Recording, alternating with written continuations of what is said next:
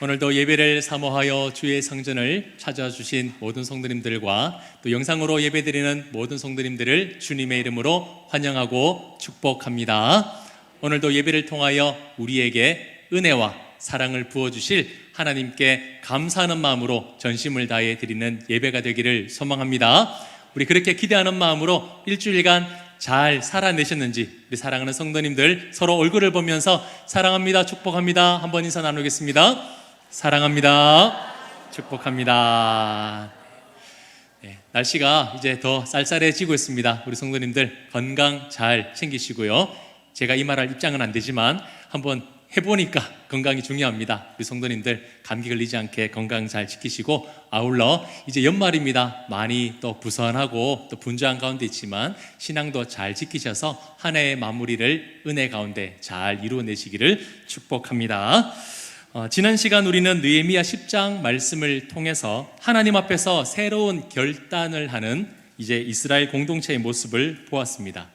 이스라엘의 수십 명이나 되는 지도자들의 이름이 기록된 것은 단순한 명부가 아니라 이 모든 일에 책임을 지겠다는 그런 헌신의 서명이었습니다. 헌신과 책임, 이 무거운 짐 앞에서 숨는 것이 아니라 오히려 백성들 앞에서 당당히 앞서는 용기를 보여주었습니다. 또한 그 지도자들은 약속에만 멈추지 않았습니다. 오직 하나님만이 자신들의 주인이심을 고백하면서 하나님의 말씀을 자신들의 삶의 기준으로 삼겠다라고 굳은 결심을 했습니다. 이방 혼인을 끊겠습니다. 그리고 소산의 만물을 드리겠습니다. 3분의 1 세겔이라도 드리겠습니다. 10분의 1을 하나님께 드리겠습니다. 결단했습니다. 세상에서 관점에서 보면 그들의 결단은요, 참 현실과는 맞지 않습니다. 아이고, 이것 하면 얼마나 손해인데, 저것 하면 얼마나 손해인데, 그렇게 계산기를 두드리다 보면 참 부담스럽고 손해되는 일이었습니다.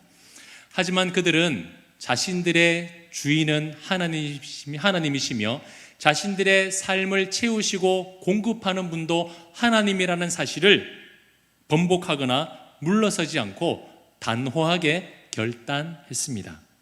이스라엘의 이 결단에는요, 반복되는 고백이 있습니다. 하나님의 전을 버려두지 아니하리라. 하나님의 전의 모든 일을 위하여. 그들의 다짐은 한 곳으로 집중되어 있습니다. 바로 하나님의 성전이었고 그 성전에 모이는 사랑하는 백성들이었습니다.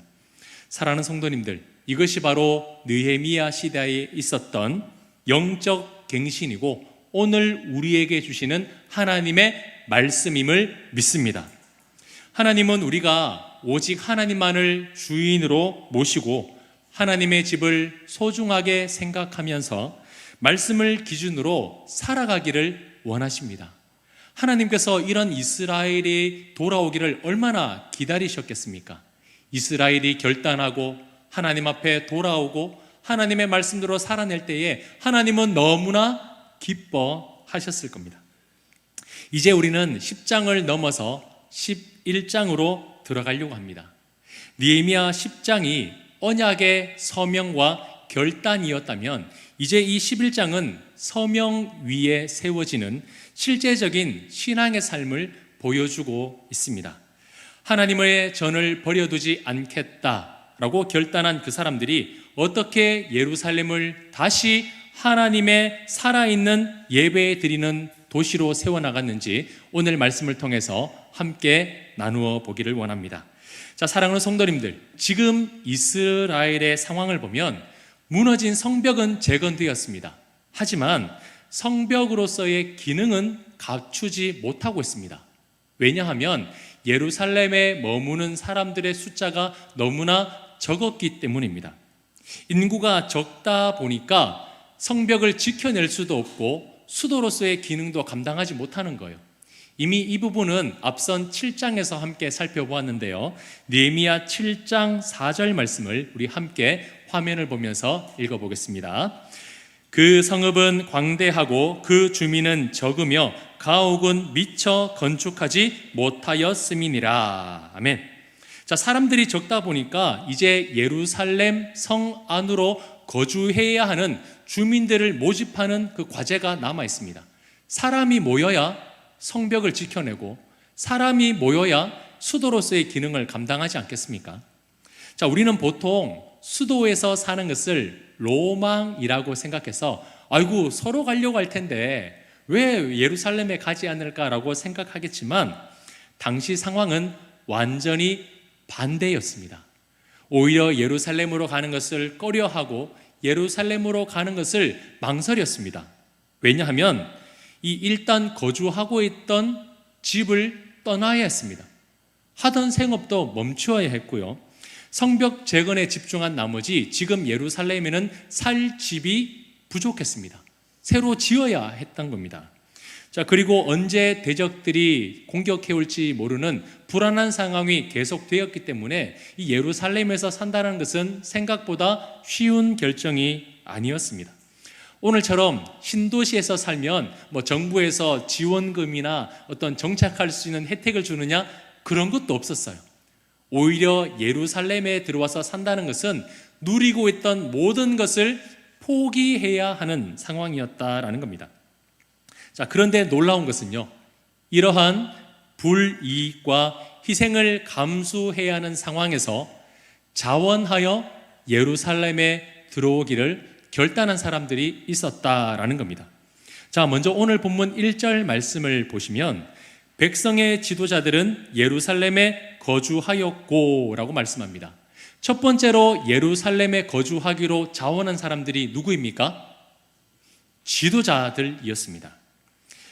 지도자니까 당연하지 라고 생각을 하시겠지만 성도님들, 지도자는 어떤 사람들입니까? 특권을 가진 사람입니다. 어떤 특권이냐면 가장 먼저 선택할 수 있는 특권, 다시 말해서 힘을 가진 사람들이 지도자들입니다. 그 특권은요, 자신을 좀 더 편안하게, 자신을 좀 더 안전하게 만들고 남들보다 더 많은 것을 누릴 수 있도록 하는 힘을 가지고 있다라는 뜻입니다. 그래서 오히려 남들보다 더 좋은 것을 빠르게 선택할 수 있고 더 안정적인 선택할 수 있는 위치에 있었던 사람들이 누구입니까? 지도자들이었습니다. 자, 그런데 그런 힘을 가진 지도자들이 지금 무엇을 하고 있습니까? 예루살렘으로부터 가능한 멀리 떨어지거나 될 수 있으면 책임을 지지 않는 곳으로 숨는 것이 아니라 정반대로 모든 위험을 무릅쓰고 가장 앞서 누구보다 예루살렘에 거주하기를 자원하고 있다라는 겁니다. 누가 시킨 것도 아니고요. 지도자들 먼저 들어가라 데모한 것도 아닙니다. 지도자들이 스스로 자원하여 예루살렘에 거주하기를 결단했습니다. 세상은 이런 모습을 보면서 어리석다라고 말할지 모릅니다. 아이고, 저 힘을 가지고 있으면서 왜 저렇게 할까? 저 위치에 있으면서도 왜 저렇게 할까? 굳이 왜 그렇게 하냐고 어리석다, 이해되지 않는다라고 말할지도 모릅니다. 네, 세상은 이해 못하는 것이 당연합니다. 왜냐하면 그 지도자들이 행동한 것은 세상 방식이 아니라 하나님 나라의 방식이었기 때문입니다. 세상에서는 통하지 않는, 아니 세상에서는 찾아볼 수 없는 일들이었기 때문에 세상은 낯설 수밖에 없는 거죠. 자, 1절을 다시 보시면 결코 무시할 수 없는 짧은 문구가 있는데요, 바로 백성의 지도자들입니다. 어떤 지도자들요? 백성의 지도자들. 성도님들, 세상은 이게 거꾸로 되어 있지 않습니까? 지도자의 백성들, 이게 세상의 이치입니다. 한 사람을 위해서 모든 사람이 존재하고 한 사람이 힘을 가지고 모든 사람들을 위해 군림하고 그 힘으로 사람들을 통치하면서 남들보다 더 많은 것을 누리는 것, 이것이 세상의 이치 아니겠습니까? 그런데 성경은 분명하게 말씀하고 있습니다. 백성의 지도자들. 누구를 위해 이 지도자들이 존재하고 있는가? 아니, 존재해야 하는가를 분명하게 말씀하고 있다는 거예요. 하나님의 전을 버려두지 않고 그들의 백성을 버려두지 않겠다라는 그 진실된 결단과 행동이 하나님 보시기에 정말 기뻐하셨다라고 하나님이 성경을 통해서 인정해 주고 있는 겁니다.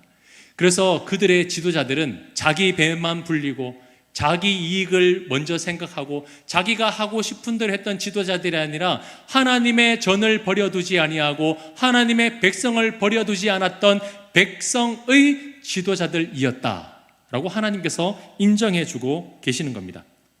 그렇기 때문에 사랑하는 성도님들, 교회의 직분은 결코 명예직이 아닙니다.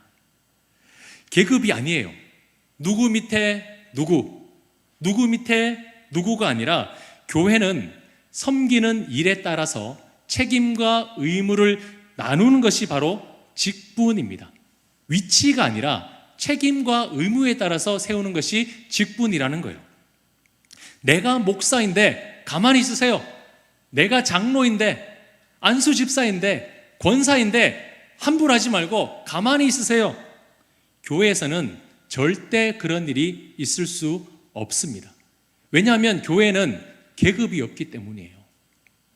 백성의 지도자들이 되어야 합니다. 백성의 직분자들이 되어야 되는 거죠. 성도들의 형편을 살피고 그들의 불이익과 위협이 있는지를 살피면서 가장 앞선 자리에서 자원하고 결단하는 사람이 누구가 되어야 하느냐? 바로 지도자들, 직분자들이 되어야 한다는 사실을 기억하시기 바랍니다. 그래서 우리 성문교의 직분은요, 계급이 아니라 가장 먼저 자원하고 결단하는 자리라는 것을 꼭 기억하셨으면 좋겠습니다. 자, 그 다음으로 예루살렘으로 거주하기로 결단한 사람들이 있었습니다. 자, 1절 중반절을 보시면요, 그 남은 백성은 제비를 뽑아서 10분의 1은 예루살렘에 거주하고 나머지 10분의 9는 다른 성읍에 거주하게 했다라고 말씀하고 있습니다. 자, 우리 성도님들, 이 말씀을 읽으면서 어떤 생각이 드세요? 야, 제비 뽑힌 사람 정말 불쌍하다. 어떻게 운도 없지 되라는 로또에는 안 걸리고 하필 거기에 걸리냐라고 생각이 되십니까? 그냥 읽으면 이 제비 뽑기를 단순하게 복불복이라고 생각하고 있습니다. 걸리면 뭐 당첨, 안 걸리면 뭐 꽝, 뭐 그렇게 생각할 수도 있는 거죠. 그런데 오늘 본문의 제비 뽑기는 전혀 그런 의미가 아니에요. 구약 시대에 이 제비를 뽑는다는 것은 온전히 하나님의 뜻에 이 모든 것을 전적으로 맡긴다는 아주 특별한 행위였습니다. 자, 예를 한번 들어볼까요? 레위기 16장에 보면 속죄를 하기 위해서 2마리의 염소를 준비하는데 그 중에 제비를 뽑아서 걸리는 염소를 아사셀을 위한 염소라고 하면서 광야로 내보냈습니다. 자, 그리고 민수기 26장에는 이제 가나안 땅으로 들어가서 땅을 분배해야 되는데 뭘 했습니까? 제비를 뽑아서 그 12지파에게 12지파 반에게 땅을 분배했습니다. 자, 그리고 여호수아 7장에 보면 하나님의 물건에는 손대지 말라고 했는데 한 사람이 하나님의 물건에 손을 댐으로 전쟁에서 실패했습니다. 그때 썼던 방법이 뭡니까? 제비 뽑기를 했는데 그때 누가 나왔습니까? 아간이 색출되었습니다. 자, 그리고 이스라엘의 첫 번째 왕을 세울 때에도 제비를 뽑았습니다. 그때 누가 당첨됐습니까? 베냐민 지파의 사울이 제비 뽑기를 통해서 색출되었습니다. 자, 그리고 요나 선지자가 다시스로 가는 배를 탔을 때에 큰 풍랑이 일었죠. 배에 탔던 사람들이 도대체 이 일이 누구 때문에 일어났냐라고 하고 배에 탄 사람들의 이름을 적어서 제비 뽑기를 했습니다. 그때 누가 걸렸습니까? 요나가 딱 걸렸죠. 자, 이처럼 구약 시대의 제비를 뽑는 것은 단순한 복불복이 아니었습니다. 이건 사람의 능력으로서는 도저히 할 수 없는 것이니 온전히 하나님의 능력과 뜻에 맡긴다라는 의지, 그리고 하나님의 계획과 뜻을 알기 위해서 사용했던 방법이 바로 제비 뽑기였습니다. 자, 그런 관점에서 오늘 본문을 다시 보십시오. 백성들을 모아놓고 예루살렘에 거주할 사람들을 제비 뽑습니다. 자, 제비 뽑은 이유가 무엇일까요? 그냥 느헤미야가 당신 딱딱딱 해서 들어가십시오 하면 안 될까요? 근데 왜 제비를 뽑았을까요? 이건 너무나 중요한 일이었기 때문입니다. 누구는 잘 알고 모르니까 넣어주고 빼주고, 이 사람은 나한테 잘해줬으니까 넣어주고 빼주고, 전혀 사적인 감정이 들어가야 될 일이 아니라 다시 이스라엘을 일으켜야 하는 너무나 중대한 일이었기 때문에 느헤미야가 감당할 수가 없는 거예요. 그래서 이 예루살렘에 거주하면서 하나님의 도시를 일으켜야 될 사람을 하나님께서 직접 뽑아 주십시오라고 모든 권한을 지금 하나님께 내어드리고 있는 것이 바로 제비 뽑기였습니다. 지지난주 토요일에 우리 세 분의 장로님과 함께 연말 정책 및 인사당회를 했습니다. 뭐가 제일 어려웠을까요? 새로운 한 해 이런 일들을 이제 해야 됩니다라고 결정하는 것은 크게 어렵지 않았어요. 네, 합시다. 요건 이렇게 하면 어떨까요? 잘 넘어갔어요. 그런데 제일 어려운 게 있었어요. 뭐냐 하면 사람 세우는 일이 제일 어려웠습니다.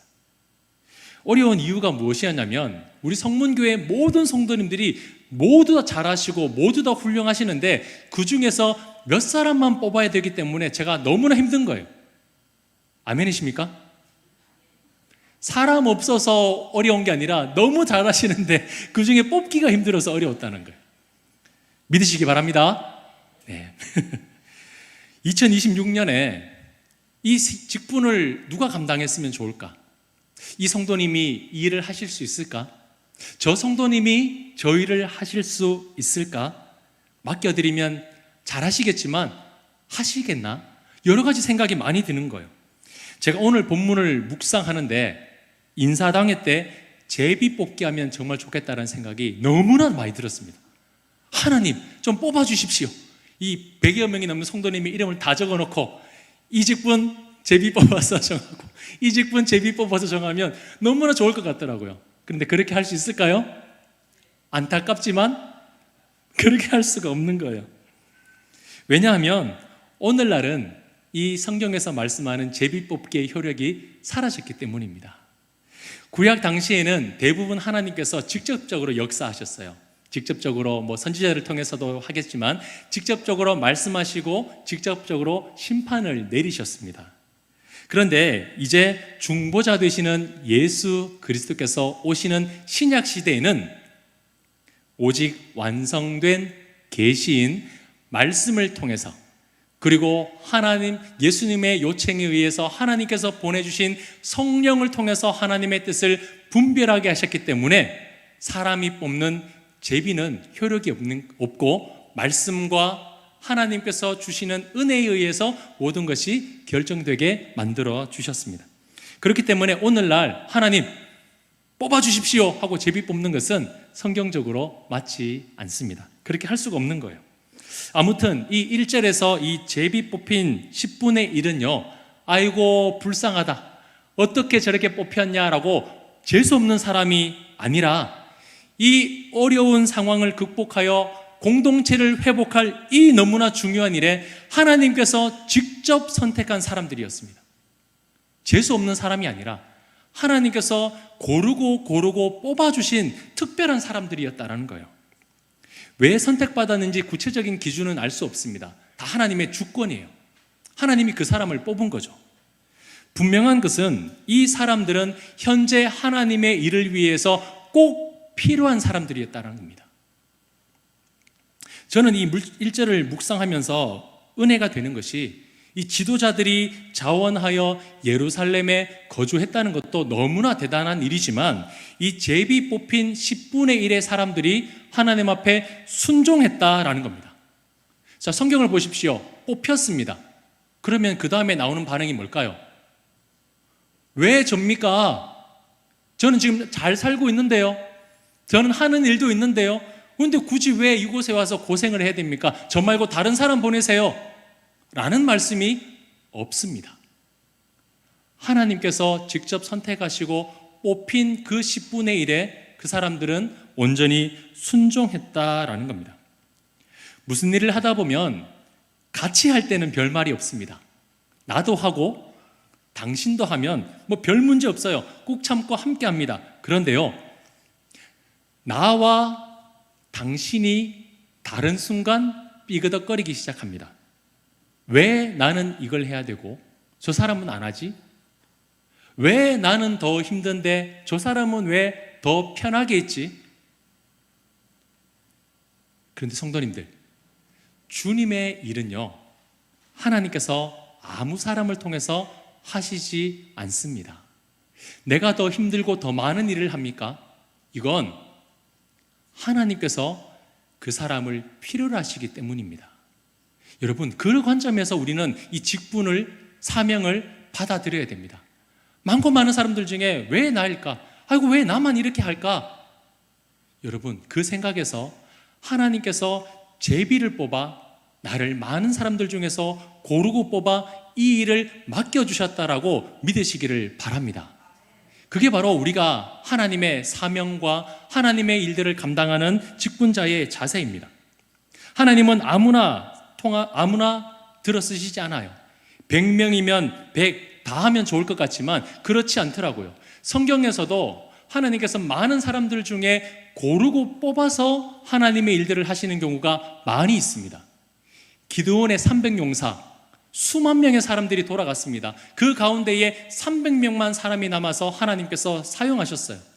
수만의 사람이 있습니다. 그 중에 10분의 1만 구별해서 하나님께서 예루살렘에 살게 하셨습니다. 뜻이 있으셨어요.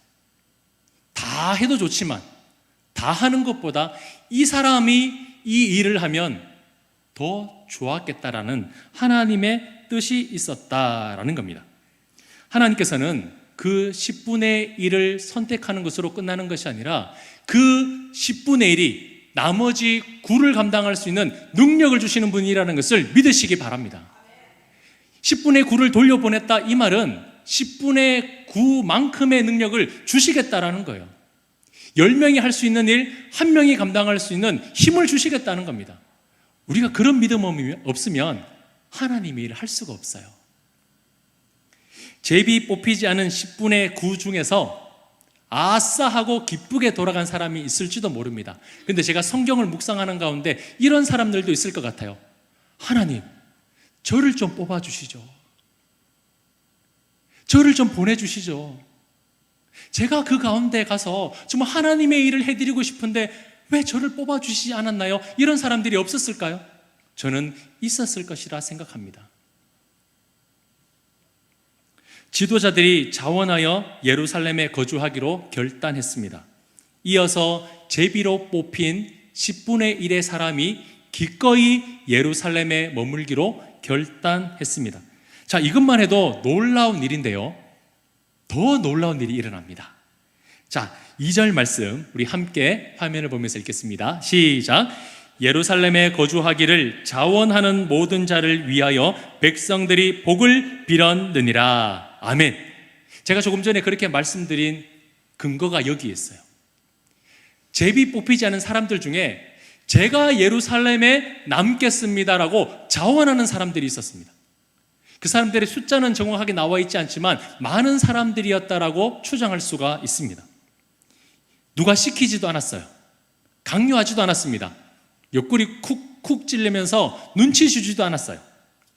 그들은 스스로가 예루살렘에 머물겠다라고 자원했습니다.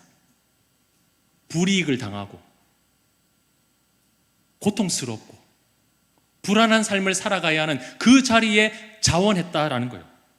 자, 자원하다라는 이 단어는요, 나다브라는 단어로 우리말로 풀이하면 스스로 원하다, 스스로 바라다라는 뜻이 있습니다. 그런데 성경적으로는 더 깊은 의미가 있더라고요. 자, 좀 더 자세히 알기 위해서 사사기 5장 2절 말씀을 우리 화면을 보면서 같이 읽겠습니다. 시작. 이스라엘의 영솔자들이 영솔하였고 백성이 즐거이 헌신하였으니 여호와를 찬송하라. 아멘. 자, 여기에서 즐거이 헌신하다가 바로 나다브입니다. 자원하다, 원하다라는 것을 넘어 기쁘게 그 일을 헌신하다라는 뜻입니다. 기꺼이 즐겁게 그 일을 감당하는 거예요. 성도님들, 예루살렘에 이주하는 것은 제주도 한 달 살이 하는 것처럼 여행 가는 게 아닙니다. 남들은 꿈도 못 꾸는 수도에 들어가는 그런 환상을 이루는 일 아니었습니다. 어떻게 해서든지 거절하고 외면하고 뿌리치는 것이 정상인 너무나 불안하고 고통스러운 일이었습니다. 그런데 어떻게 그 일을 시키지도 않았음에도 불구하고 자원할 수 있을까요? 도무지 이해되지 않는 일들이 지금 이스라엘에 나타나고 있는 겁니다. 이 지도자들이 백성을 위해서 자원하고 소수의 사람들이 이 헌신하는 이 일이 정말 정상일까요? 이스라엘 백성들이 성품이 좋고 이스라엘 백성들이 원래 그렇게 섬기기를 좋아하는 민족이기 때문에 이런 일에 자원하고 있을까요? 전혀 아닙니다. 이스라엘이 어떤 민족인지 잘 아시잖아요. 은혜 주시면 버리고, 용서해 주시면 교만하고, 다시 기회를 주시면 발로 걷어차 버리고, 그런 민족 아닙니까? 그런 그들이 어떻게 이렇게 바뀔 수 있냐고요. 나만 알고 나만 행복하고 나만 편함이 되는 그런 삶을 살았던 이스라엘 백성들이 어떻게 누군가를 위하여 자신의 희생을 던지는 그런 일들이 일어나고 있을까요? 이유는 단 한 가지입니다. 말씀을 펼쳐냈기 때문입니다. 하나님의 그 말씀이 그들의 마음과 그들의 삶을 변화시키고 있는 거예요. 펼쳐낸 그 말씀이 그들의 심령 가운데 깊이 새겨지고 그들의 마음을 수술하니 이전에 잘못된 모든 것이 무너지고 하나님이 원하시는 마음으로 바뀌기 시작했다라는 겁니다. 이스라엘 백성들이 누군가를 위해서 기꺼이 즐겁게 희생하고 섬기는 것, 이전까지는 불가능한 일이었습니다. 하지만 말씀이 살아 움직이는 지금 이스라엘 공동체 안에는 그 일들이 일어나고 있습니다. 사랑하는 성도님들, 하나님의 말씀이 선언되고 펼쳐지고 선포된다면 우리에게 불가능한 일들이 이루어지는 줄 믿으시기를 바랍니다. 세상의 방식이 통하는 것이 아니라 하나님의 나라의 방식이 그제서야 나타나는 것이 바로 말씀이 펼쳐지는 현장 가운데 일어나는 일입니다. 자, 그리고 또 하나의 변화가 있습니다. 자, 본문 2절 마지막 부분을 한 번 더 보시면 예루살렘에 거주하기를 자원하는 사람들을 위해서 백성들이 무엇을 하고 있습니까? 다시 한 번 더 무엇을 하고 있습니까? 아이고, 뭐하러 저 일을 하나? 아이고, 지금까지는 가만히 있다가 이제서야 저 일을 하려고 하나?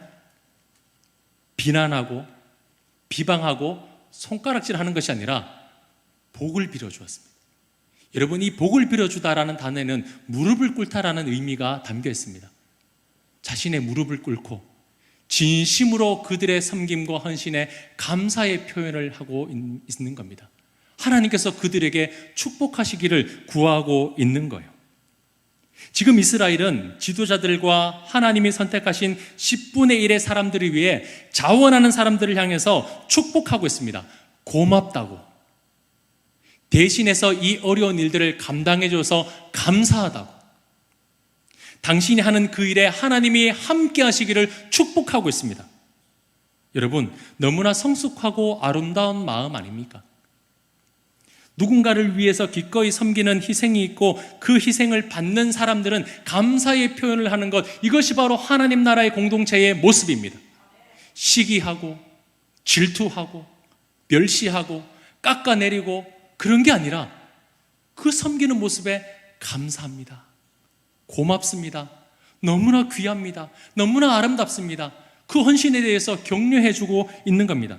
지금은 지도자들만 바뀌는 것이 아니라 이 백성들 전체가 바뀌고 있는 겁니다. 사랑하는 성도님들, 이 공동체의 모습이 우리 성문교회에 나타나기를 주님의 이름으로 축복합니다. 아니, 나타나고 있음에 저는 감사합니다. 더 이상 누군가를 향해서 손가락질이 아니라 그 손가락을 자신한테 펼치면서 내가 못하는 일 누군가가 감당할 때에 감사를 표현하고 축복하는 일, 너무나 아름다운 교회의 모습이고 하나님께서 바라보시는 믿음의 공동체일 것입니다. 자, 여기까지 말씀을 이제 들으시면서 이런 생각이 드실 거예요. 야, 그런 지도자가 되자, 그런 직분자가 되자, 무슨 일이든지 맡기면 순종하는 사람이 되자, 그 헌신에 감사하는 성도가 됩시다, 뭐 이렇게 마무리해도 나쁘지 않을 것 같습니다. 그런데요, 오늘의 말씀의 핵심은 이게 아닙니다. 누가 잘했고 누가 훌륭했고 누구를 보여주는 것이 아니라 하나님께서 오늘 말씀을 통해서 보여주시고자 하는 진짜가 이 안에 숨겨져 있습니다. 자, 무슨 말씀이냐면 마태복음 21장 10절 말씀을 우리 한 목소리로 마음을 다해서 읽겠습니다. 시작. 예수께서 예루살렘에 들어가시니 온 성이 소동하여 이르되 이는 누구냐 하거늘. 아멘. 어떤 의미인지 아시겠습니까? 오늘 본문은 성벽을 지켜내고 한 도시를 세우기 위해서 기꺼이 자원한 사람들의 모습을 보여주고 있습니다. 1절부터 36절까지 수많은 사람들의 이름이 기록되어 있습니다. 이들의 헌신, 섬김, 결코 쉬운 것이 아니었기에 우리는 너무나 대단하다고 손뼉하며 그들을 칭찬해 줄 수 있고 감탄할 수 있습니다. 하지만 이것과는 비교할 수 없는 세상에서 가장 위대한 나다브, 세상에서 가장 위대한 자원이 있었으니 그것이 무엇이냐면 바로 우리의 구원자가 죄인을 위하여 십자가로 걸어가는 길이었습니다. 우리 주 예수 그리스도는 성을 지키는 정도가 아니라 이 죄악 덩어리인 인간을 위하여 죽기 위하여 예루살렘으로 들어가고 계십니다. 자원하여 기꺼이 즐거이 죽음의 형틀로 걸어가고 계신 겁니다. 사랑하는 성도님들, 우리는 그 사랑을 받은 자입니다. 누군가를 짓누르고 누군가를 깎아내리고 누군가를 아프게 함으로 내가 영광받고 내가 드러나는 것이 아니라 친히 자원하여 사형틀로 걸어가신 그 구속주의 사랑을 받은 우리이기 때문에 결코 우리는 그 사랑을 이용해서는 안 된다는 거예요. 가장 위대한 나다브를 받은 우리는 또한 우리의 삶 가운데 나다브를 주님을 위하여 하나님의 전을 위하여 사용할 수 있어야 합니다. 기껏 예루살렘에 살기로 결단한 사람들이 위대합니까? 기껏 그 짧은 고통의 시간을 감당하는 그 사람들이 너무나 위대합니까? 그렇다면 죽기 위해 자원하여 예루살렘에 들어간 그 예수님은 우리가 어떻게 표현할 수 있을까요? 너무나 당연합니까? 아니요. 당연할 수가 없는 일입니다. 그런데 어느 순간 우리는 너무나 익숙해져 버렸습니다. 주님은 당연히 십자가에 죽으셔야 하지만 나는 죽을 수 없고, 주님은 당연히 섬기셔야 하지만 나는 섬길 수 없는 그 교만이 어느 순간 우리의 마음을 틈타고 있지는 않습니까? 사랑하는 성도님들, 오늘 말씀을 통하여 위대한 나다브, 자원하신 그 사랑을 다시 깨달아지기를 주님의 이름으로 축복합니다. 나를 위해 기꺼이 생명을 내어주신 그 주님의 사랑에 우리는 과연 무엇을 드리고 있습니까? 우리는 어떤 자원하는 마음으로 하나님의 전을 위하여, 하나님의 백성들을 위하여 섬기고 있습니까? 그 사랑의 이치를 알고 하나님의 전과 하나님의 백성들을 위하여 기꺼이 나의 모든 것을 나다브, 자원할 수 있는 우리 사랑하는 성문의 공동체가 될 수 있기를 주님의 이름으로 축원합니다. 축원합니다.